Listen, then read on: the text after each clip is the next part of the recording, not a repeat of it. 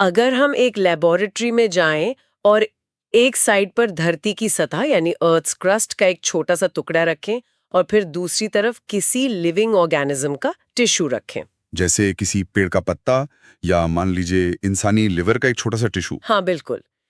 अब अगर इन दोनों का बहुत ही बारीकी से केमिकल एनालिसिस किया जाए ना, तो आम समझ तो यही कहेगी कि दोनों में जमीन आसमान का फर्क होना चाहिए। मतलब एक तरफ एक बेजान पत्थर है और दूसरी तरफ एक धड़कता हुआ जीवन है। सही बात है। देखने में तो दोनों दुनिया एकदम अलग लगती हैं। राइट। तो उनके अंदर के केमिकल्स भी बिल्कुल अलग होने चाहिए। लेकिन जब मैंने इस सोर्स मटेरियल को पढ़ा तो एक बहुत ही हैरानगेज हकीकत सामने आई। दोनों ही चीजों में लगभग एक जैसे ही एलिमेंट्स मिलते हैं। एकदम एक जैसे। Carbon, oxygen, hydrogen, nitrogen. आप लिस्ट देख लीजिए, कोई खास फर्क नहीं मिलता है। ये तो बिल्कुल वैसा ही हो गया जैसे दो अलग-अलग डिशेस बिल्कुल सेम इंग्रेडिएंट से बनी हों, पर एक डिश बेजान है और दूसरी में जिंदगी की धड़कन है। मैं यही सोच रही थी कि आखिर ये फर्क आता कहाँ से है। ये हकीकत ना पूरी बायोलॉजी के सबसे बड़े रहस्यों में से एक है। फर्क इस बात में नहीं है कि कौन से एलिमेंट्स मौजूद हैं, बल्कि फर्क उनकी मात्रा यानी उनकी रिलेटिव अबंडेंस में है। अच्छा, मतलब क्वांटिटी का खेल है सारा। बिल्कुल। अगर हम बारीकी से देखें तो किसी भी जीवित प्राणी में, चाहे वो एक बहुत ही छोटा सा बैक्टीरिया हो या एक विशाल हाथी, उसमें कार्बन और हाइड्रोजन की मात्रा धरती की बेजान सतह के मुकाबले कहीं ज्यादा होती है। Oh wow! तो जिंदगी सिर्फ इन एलिमेंट्स का एक रैंडम ढेर नहीं है। नहीं नहीं, एक रैंडम ढेर बिल्कुल नहीं है। ये इन एलिमेंट्स के आपस में जुड़ने से बनने वाले कॉम्प्लेक्स कार्बन कंपाउंड्स का एक बेहद उलझा हुआ और अनोखा नेटवर्क है। और इन्हीं कंपाउंड्स को हम बायोमोलिक्यूल्स कहते हैं। मेरी चर्चा का मुख्य उद्देश्य यही समझना है कि ये बायोमॉलिक्यूल्स आखिर बनते कैसे हैं और इनमें ऐसी कौन सी ताकत है जो इन बेजान एटम्स को मिलाकर एक जीवित और सांस लेता हुआ ऑर्गेनिज्म बना देती है। तो शुरुआत वहीं से करते हैं जहां से एक बायोलॉजिस्ट या साइंटिस्ट करता है। हाँ, क्योंकि अगर इंग्रेडिएंट्स सेम हैं तो इन लिविंग इंग्रेडिएंट्स को यानी इन बायोमॉलिक्यूल्स को अलग करके देखा कैसे जाता है। अगर हमें किसी टिश्यू के अंदर झांकना हो कि वहाँ कौन से कंपाउंड्स छिपे हैं, तो इसका एक्चुअल प्रोसेस क्या है? साइंस में ना चीजों को समझने के लिए कभी-कभी उन्हें तोड़ना पड़ता है। इसके लिए एक थोड़ी डिस्ट्रक्टिव पर बेहद जरूरी प्रक्रिया यूज होती है। डिस्ट्रक्टिव कैसे? क्योंकि किसी भी लिविंग टिश्यू को लिया जाता है और उसे ट्राइक्लोरो एसिटिक एसिड के साथ एक मोटर और पेस्टल यानी खराल और मुसल में पीसा जाता है। आउच! मतलब लिटरली उसकी चटनी बना दी जाती है। ट्राइक्लोरो एसिटिक एसिड ही क्यों यूज करते हैं? क्योंकि ये एसिड ना सेल के अंदर की सारी बायोलॉजिकल एक्टिविटी को तुरंत रोक देता है, जिससे मॉलिक्यूल्स आपस में रिएक्ट करके खराब नहीं होते। पीसने के बाद ये एक गाढ़ी स्लरी या एक पेस्ट बन जाता है। जिसमें सेल की सारी दीवारें टूट जाती हैं और अंदर का सारा केमिकल खजाना बाहर आ जाता है। एग्जैक्टली। फिर इस पेस्ट को एक चीज क्लॉथ या कॉटन के कपड़े से छाना जाता है। चलो इसको थोड़ा आसान भाषा में समझते हैं। ये तो बिल्कुल चाय छानने वाली प्रक्रिया जैसा हो गया ना। जब हम चाय बनाते हैं और छलनी से छानते हैं तो जो पानी और चीनी का घोल है वो निकलकर कप में चला जाता है। हाँ, और जो चाय की पत्ती और अदरक के बड़े टुकड़े होते हैं वो छलनी में ऊपर बच जाते हैं। यहाँ भी बिल्कुल वही दो हिस्से मिल रहे हैं हमें। राइट। एक वो जो एसिड में घुल गया और कपड़े से नीचे चला गया, जिसे सोर्स मटेरियल में एसिड सॉल्युबल पूल या फिल्ट्रेट कहा गया है। और दूसरा वो हिस्सा जो नहीं घुलता, जो कपड़े पर ऊपर बच जाता है, जिसे एसिड इनसॉल्युबल फ्रैक्शन या रिटेंटेट कहते हैं। तो जो हिस्सा नीचे कप में गया उसमें जाहिर है छोटे मॉलिक्यूल्स ही होंगे जो कपड़े के छेद से निकल गए। सही दिशा में सोच रहे हैं। जो एसिड सॉल्युबल पूल है उसमें जो मॉलिक्यूल्स मिलते हैं उनका आकार बहुत छोटा होता है। साइंस की भाषा में इनका मॉलिक्यूलर वेट आमतौर पर 18 से लेकर 800 डाल्टन्स के बीच होता है। 18 से 800 डाल्टन्स? अच्छा, इनको माइक्रोमॉलिक्यूल्स बोलते हैं ना? हाँ, माइक्रोमॉलिक्यूल्स या आसान भाषा में इन्हें मेटाबोलाइट्स कहते हैं। इनमें आपके एमिनो एसिड्स आ गए, सिंपल शुगर्स आ गई और न्यूक्लियोटाइड्स आते हैं। इन्हें प्राइमरी मेटाबोलाइट्स कहा जाता है। प्राइमरी क्यों? इनका सबसे मेन रोल होता है क्या? बिल्कुल। इनका किसी भी ऑर्गेनिज्म के नॉर्मल फिजियोलॉजिकल प्रोसेसेस में यानी जिंदा रहने की बुनियादी प्रक्रियाओं में एक डायरेक्ट और तय रोल होता है।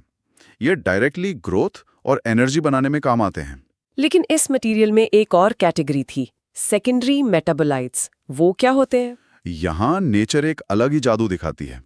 जब हम प्लांट्स या फंगई या माइक्रोब्स का इस तरह से एनालिसिस करते हैं ना, तो वहाँ इन बुनियादी माइक्रोमोलिक्यूल्स के अलावा हजारों और कंपाउंड्स मिलते हैं। उन्हें सेकेंडरी मेटाबोलाइट्स कहते हैं। हाँ, इनकी लिस्ट देखने में बड़ी दिलचस्प लग रही थी मुझे। इसमें alkaloids, flavonoids, rubber, essential oils, antibiotics और मसाले यानी स्पाइसेस शामिल हैं। राइट। पर सबसे अजीब बात पता है क्या है? इन सेकेंडरी मेटाबोलाइट्स का उस पौधे या फंगस के अंदर अपना क्या डायरेक्ट बायोलॉजिकल रोल है, ये अभी तक पूरी तरह से साफ नहीं है साइंस को। वेट, वाकई? मतलब पौधा रबर क्यों बना रहा है? उसका प्राइमरी फंक्शन तो ग्रोथ नहीं है। सही बात है, वो उसकी बेसिक सर्वाइवल के लिए डायरेक्ट एनर्जी नहीं दे रहा। लेकिन इंसानों के लिए ये सेकेंडरी मेटाबोलाइट्स एक बहुत बड़ा खजाना है। हाँ, हम तो टायर्स बनाने में रबर यूज कर रहे हैं, दवाइयों में एंटीबायोटिक्स और खाने में मसाले। एक तरह से पौधा अपने अंदर ऐसी केमिकल फैक्ट्री चला रहा है जिसका सबसे बड़ा फायदा कोई और उठा रहा है। बिल्कुल। लेकिन एक सेकंड, यहाँ मेरे दिमाग में एक बहुत बड़ी उलझन आ रही है। इस छनने वाली प्रक्रिया में एक बेसिक लॉजिक फेल होता हुआ दिख रहा है मुझे। अच्छा, कैसी उलझन? देखिए, अभी हमने बात की कि जो माइक्रोमोलिक्यूल्स हैं जिनका वेट 800 डाल्टन से कम होता है, वो एसिड में घुलकर कप में चले जाते हैं ना। एसिड सॉल्युबल पूल में। हाँ, लेकिन लिपिड्स यानी फैट्स और ऑयल्स, इनका मॉलिक्यूलर वेट भी तो 800 डाल्टन से कम ही होता है। तो अपने छोटे साइज की वजह से लिपिड्स को भी तो उस फिल्ट्रेट के साथ कप में होना चाहिए था। फिर वो कपड़े में यानी छलनी में बड़े मॉलिक्यूल्स के साथ एसिड इनसॉल्युबल फ्रैक्शन में क्यों फंस जाते हैं? साइज छोटा होने के बावजूद वो वहां क्या कर रहे हैं? ये एक बहुत ही बारीक ऑब्जर्वेशन है और इसका जवाब ना सेल के बनावट यानी उसके स्ट्रक्चर में छिपा है। कैसे? देखिए, लिपिड्स सेल के अंदर अकेले या आजाद नहीं घूमते। वो एक्चुअली सेल मेम्ब्रेन्स बनाते हैं, यानी सेल की बाहरी दीवार और उसके अंदर के ऑर्गेनल्स को कवर करने वाली मेम्ब्रेन्स का वो सबसे मुख्य हिस्सा होते हैं। एक तरह से वो सेल की वाटरप्रूफिंग का काम करते हैं। अच्छा, वाटरप्रूफ होते हैं। हाँ, वो मेम्ब्रेन्स के टुकड़े बन जाते हैं। एग्जैक्टली। और क्योंकि लिपिड्स पानी या एसिड में नहीं घुलते, तो ये टूटी हुई मेम्ब्रेन्स आपस में जुड़कर छोटे-छोटे गोल वेसिकल्स या बुलबुले बन जाते हैं। राइट। और ये वेसिकल्स एसिड में घुलने के बजाय आपस में चिपक जाते हैं। इसलिए अपने छोटे मॉलिक्यूलर साइज के बावजूद ये वेसिकल्स इतने बड़े हो जाते हैं कि कपड़े की छलनी से पार नहीं जा सकते। क्या बात है! तो अपने फिजिकल आकार की वजह से वो उन बड़े मॉलिक्यूल्स के साथ इनसॉल्युबल पूल में फंस जाते हैं। यानी टेक्निकली लिपिड्स मैक्रोमोलिक्यूल्स नहीं हैं, पर वो अपने वाटरप्रूफ नेचर की वजह से मैक्रोमोलिक्यूलर फ्रैक्शन के साथ ही पाए जाते हैं। सही पकड़ा आपने। यानी लिपिड्स उन छोटे बच्चों की तरह हैं जो अकेले तो छोटे हैं, पर डर के मारे भीड़ में एक साथ हाथ पकड़कर खड़े हो जाते हैं और एक बड़ा गोला बना लेते हैं। इसलिए वो छलनी से बाहर नहीं निकल पाते। ये काफी बढ़िया एनालॉजी है और केमिस्ट्री भी कितनी कारगर है इनकी। बिल्कुल। अब जब छलनी में बचे हुए हिस्से की बात निकल ही आई है, तो चलिए इस इनसॉल्युबल पूल पर थोड़ा और डिटेल में जाते हैं। इस हिस्से में हमें जीवन की इमारत खड़ी करने वाले मुख्य बिल्डिंग ब्लॉक्स मिलते हैं, जिन्हें बायो मैक्रोमोलिक्यूल्स कहा जाता है। और इन मैक्रोमोलिक्यूल्स का आकार सच में काफी विशाल होता है। इनका मॉलिक्यूलर वेट 10,000 डाल्टन्स या उससे भी ज्यादा होता है। तो इस कपड़े पर बचे फ्रैक्शन में मुख्य रूप से 3 तरह के मैक्रोमोलिक्यूल्स मिलते हैं ना? हाँ, 3 मुख्य हैं: पॉलीसैकेराइड्स, न्यूक्लिक एसिड्स और प्रोटीन्स। पॉलीसैकेराइड्स असल में कॉम्प्लेक्स कार्बोहाइड्रेट्स हैं, यानी सिंपल शुगर्स की एक लंबी चेन्स। दूसरा हिस्सा है न्यूक्लिक एसिड्स, जिसमें आपका डीएनए और आरएनए आते हैं, जो किसी भी ऑर्गेनिज्म की जेनेटिक इंफॉर्मेशन को अगली जनरेशन तक ले जाने का काम करते हैं। बिल्कुल एक मास्टर इंस्ट्रक्शन मैनुअल की तरह। सही कहा। और तीसरा और शायद सेल फंक्शन के लिए सबसे महत्वपूर्ण हिस्सा है प्रोटीन्स। आमतौर पर जब हम प्रोटीन शब्द सुनते हैं तो सीधे जिम और मसल्स और डाइट का ख्याल आता है, लेकिन सेलुलर लेवल पर देखा जाए तो प्रोटीन्स की कहानी बहुत अलग और कॉम्प्लेक्स है। एकदम अलग। अगर पॉलीसैकेराइड्स को एक लंबी रस्सी मान लें जिसमें एक जैसे ही धागे या कड़ियां जुड़ी हैं, तो प्रोटीन्स ऐसी सिंपल रस्सी नहीं है ना? नहीं, प्रोटीन्स एक ऐसी चेन है जिसमें 20 अलग-अलग तरह के एमिनो एसिड्स की कड़ियां एक बहुत ही स्पेसिफिक सीक्वेंस में जुड़ी होती हैं। इन्हें हम साइंस में हेटेरोपॉलीमर्स कहते हैं। 20 अलग-अलग अमीनो एसिड्स। हाँ, लेकिन सबसे दिलचस्प बात उनकी लंबी चेन का होना नहीं है, बल्कि उनका फिजिकल स्ट्रक्चर है। ये प्रोटीन सेल के अंदर सीधे धागे की तरह काम नहीं करते। तो कैसे काम करते हैं? उनका एक बहुत स्पेसिफिक 3D शेप होता है। बायोलॉजिस्ट प्रोटीन के इस आकार को ना 4 अलग-अलग लेवल्स पर देखते हैं। पहला लेवल है प्राइमरी स्ट्रक्चर। प्राइमरी स्ट्रक्चर मतलब बस उनका एक बेसिक सीक्वेंस? बिल्कुल, ये बस अमीनो एसिड्स का एक सीधा सीक्वेंस है। जैसे किसी शब्द में लेटर्स का क्रम होता है ना, कि कौन सा लेटर पहले आएगा, कौन सा दूसरा और कौन सा आखिरी, वैसा ही। अच्छा, पर सेल के अंदर तो बहुत पानी होता है, तो उस पानी वाले माहौल में एक लंबा धागा सीधी सख्त लाठी की तरह टिक तो नहीं सकता। वही तो कैच है। उस धागे के अलग अलग हिस्से आपस में केमिकल अट्रैक्शंस की वजह से खिंचने लगते हैं, और इस खिंचाव की वजह से वो धागा एक घुमावदार सीढ़ी यानी एक हेलिक्स या फिर एक फोल्ड हुई चादर की तरह मुड़ने लगता है। इस फोल्डिंग को हम सेकेंडरी स्ट्रक्चर कहते हैं। और इसके बाद आता है वो लेवल जो इनके काम के लिए सबसे ज्यादा जरूरी है, टर्शियरी स्ट्रक्चर। सही कहा आपने। टर्शरी स्ट्रक्चर में ना वो हेलिकल धागा अपने आप पर ही पूरी तरह से लिपटकर एक खोखले ऊनी गोले जैसा यानी एक 3D आकार ले लेता है। और इस फोल्डिंग के पीछे का लॉजिक बहुत मजेदार है। वो हाइड्रोफोबिक और हाइड्रोफिलिक वाला लॉजिक। हाँ, चेन में कुछ अमीनो एसिड्स ऐसे होते हैं जो पानी से नफरत करते हैं, जिन्हें हाइड्रोफोबिक कहते हैं, और कुछ पानी पसंद करते हैं जो हाइड्रोफिलिक होते हैं।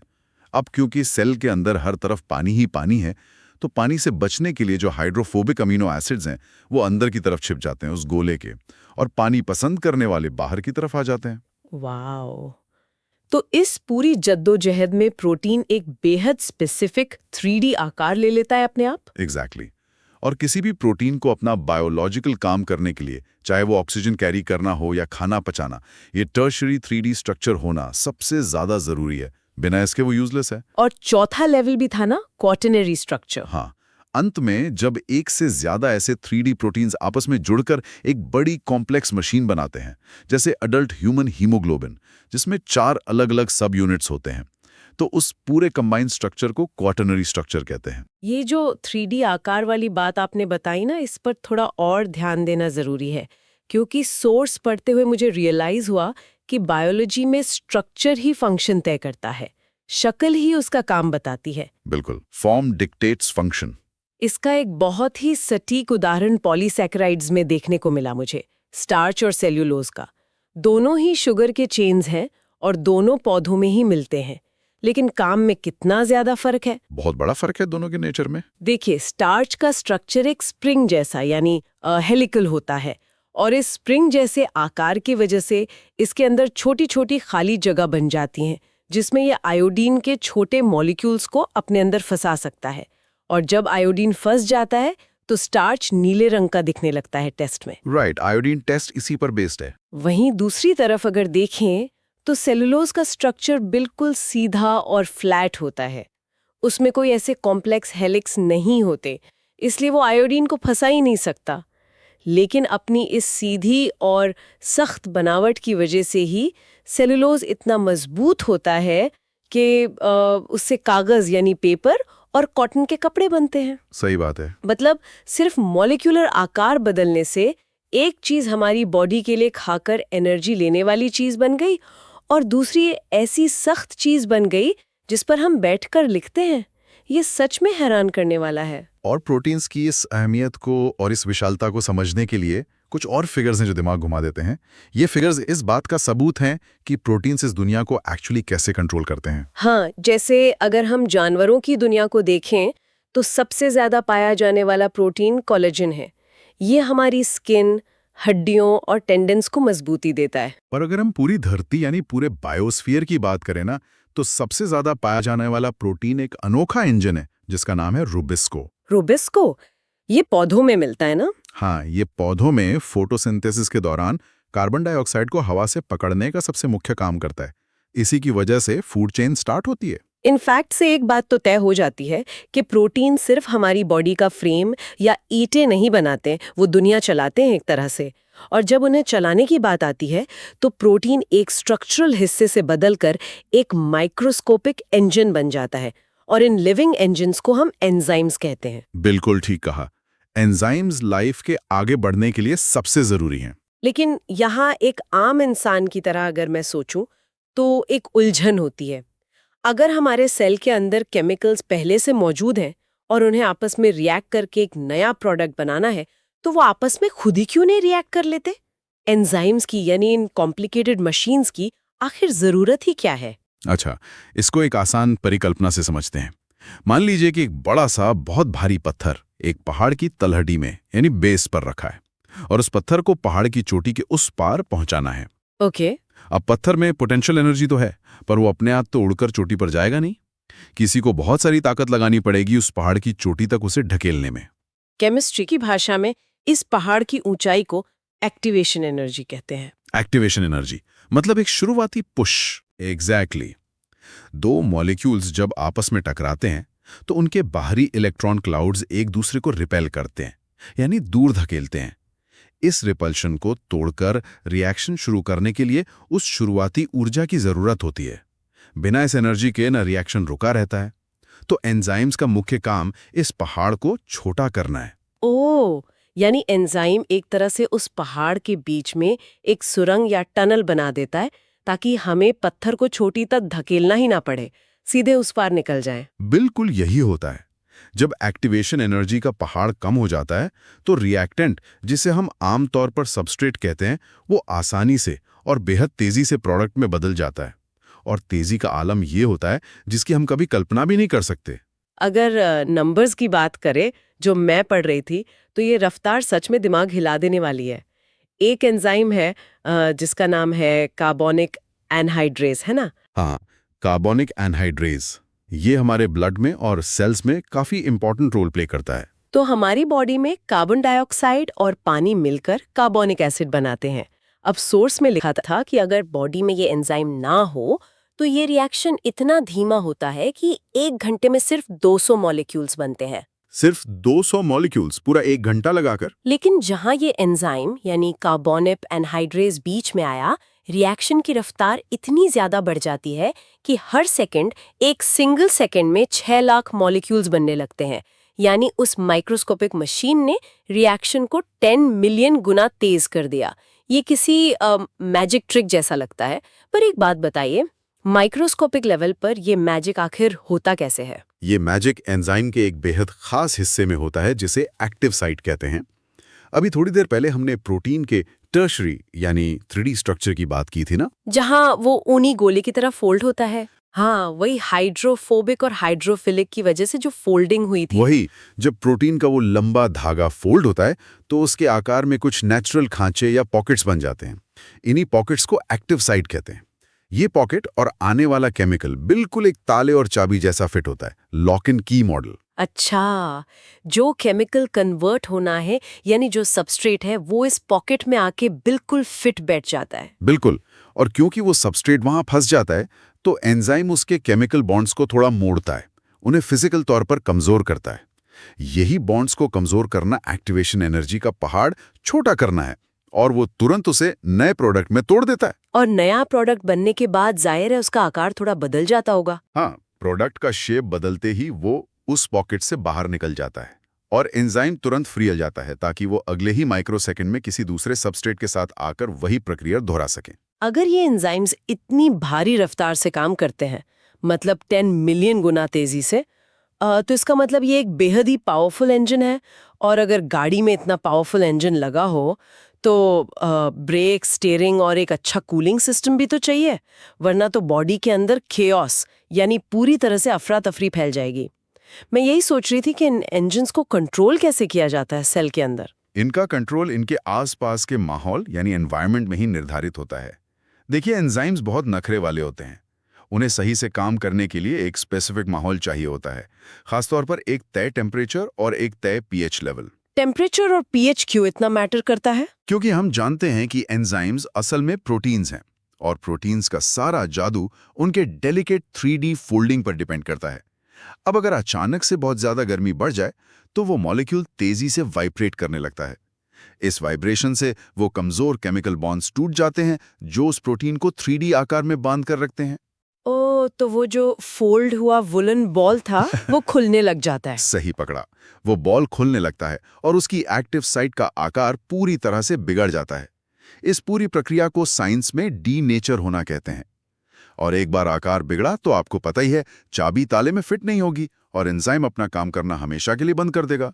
इसलिए बुखार होना इतना डेंजरस हो सकता है बॉडी के लिए। बिल्कुल, हमारे एंजाइम्स डैमेज होने लगते हैं।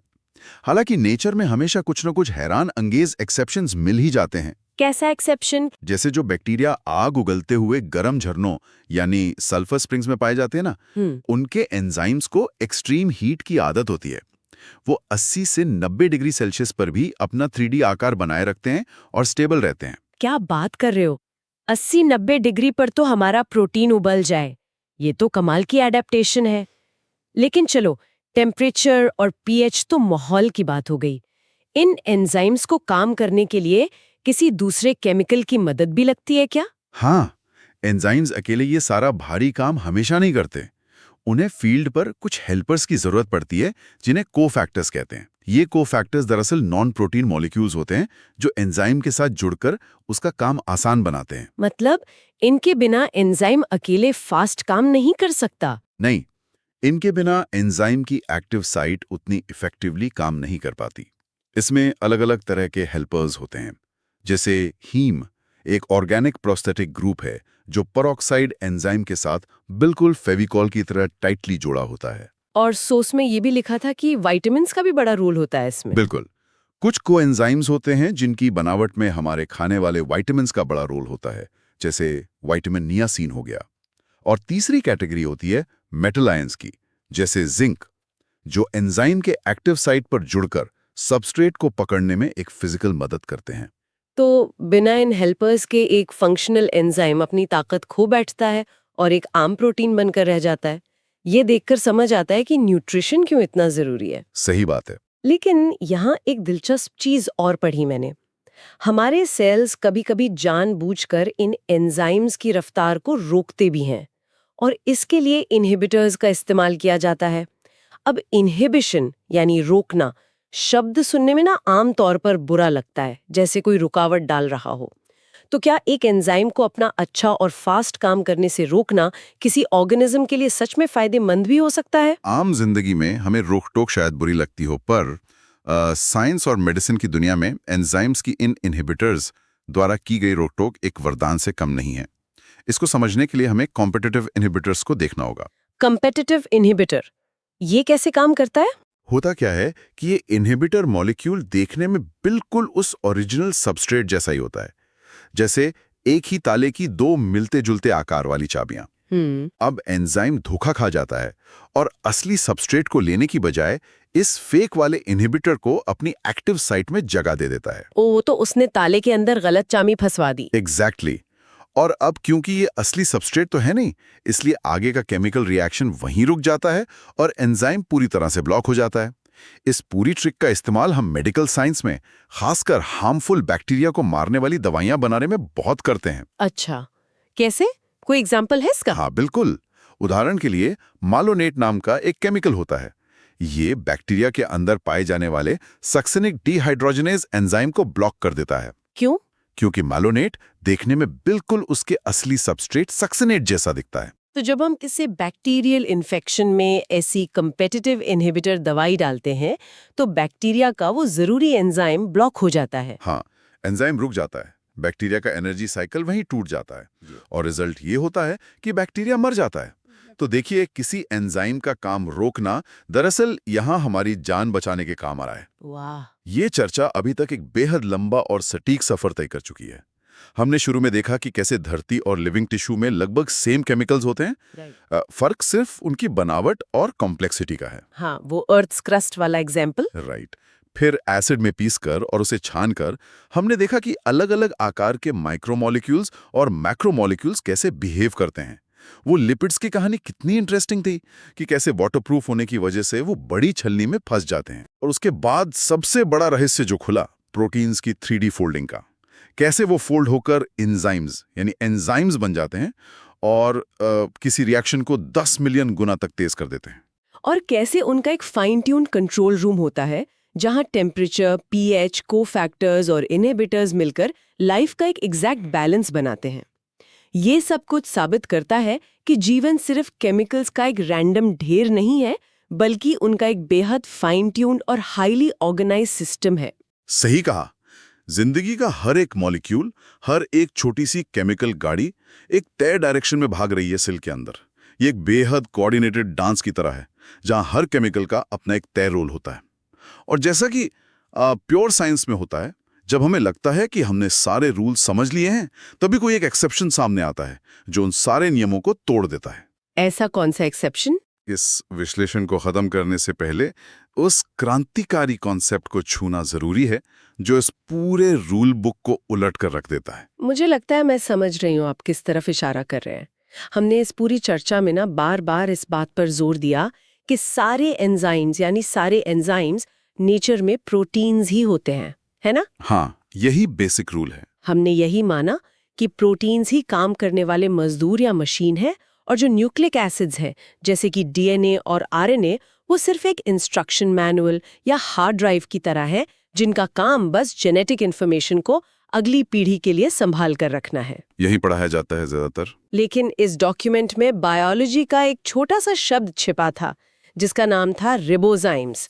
रिबोजाइम्स दरअसल ऐसे आरएनए मॉलिक्यूल्स हैं जो अपने स्पेसिफिक 3D आकार की वजह से खुद एक एंजाइम की तरह यानी एक केमिकल कैटलिस्ट की तरह बिहेव करते हैं।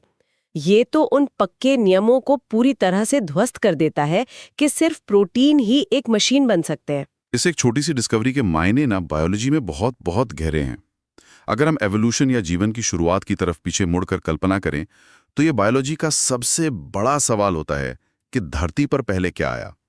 डीएनए जिसने प्रोटीन बनाने की इंफॉर्मेशन रखी, या फिर वो प्रोटीन आया जिसने डीएनए को बनाने का केमिकल रिएक्शन शुरू किया?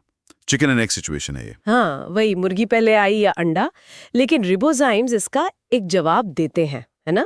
बिल्कुल। अगर एक आरएनए मॉलिक्यूल अपने अंदर इंस्ट्रक्शन मैन्यूल का डेटा भी रख सकता है और वही सेम मॉलिक्यूल अपने 3D स्ट्रक्चर की वजह से एक मशीन की तरह केमिकल रिएक्शंस को भी तेज कर सकता है, तो इसका इशारा सिर्फ और सिर्फ एक ही तरफ जाता है। और इसका सीधा इशारा ये है कि डीएनए और प्रोटीन से बहुत पहले जब इस धरती पर पहली बार किसी चीज में धड़कन आई होगी, तब शायद जीवन की उस शुरुआती किचन में आरएनए ही वो अकेला बायोमॉलिक्यूल था जिसने जिंदगी का पहला पहिया घुमाया होगा। वो अकेला मॉलिक्यूल ही रेसिपी था, और वही अकेला मॉलिक्यूल उस रेसिपी को बनाने वाला शेफ भी था। सही बात है। आरएनए वर्ल्ड हाइपोथेसिस इसी को वो कहते हैं। इन्हीं निर्जीव एलिमेंट्स ने मिलकर पहली बार एक ऐसी खुदमुख्तार चेन बनाई होगी जिसे हम आज जिंदगी कहते हैं। अगर इस पूरे केमिस्ट्री और बायोमॉलिक्यूल्स के सफर को सिर्फ एक आखिरी थॉट के रूप में सुनने वालों के दिमाग में छोड़ा जाए, तो सच बताऊं, आसपास मौजूद हर पत्ता, हर जंतु और यहाँ तक कि खुद के अंदर चल रही हर धड़कन को देखने का नजरिया ही बदल जाता है। वो ही कार्बन, ऑक्सीजन और हाइड्रोजन जो एक बेजान पत्थर और हवा में आज़ाद घूम रहे हैं, जब उन्हें एक स्पेसिफिक 3D आकार में गूंद दिया जाता है, तो वो सोचने लगते हैं, महसूस करने लगते हैं और बातें करने लगते हैं। इस अद्भुत और आश्चर्यजनक डायलॉजिकल दुनिया को किसी एक चर्चा में समेटना वाकई नामुमकिन है, पर आशा है इन मॉलिक्यूल्स के इस माइक्रोस्कोपिक डांस ने हम सभी को आज इस डीप डाइव में थोड़ा सोचना जरूर सिखा दिया है।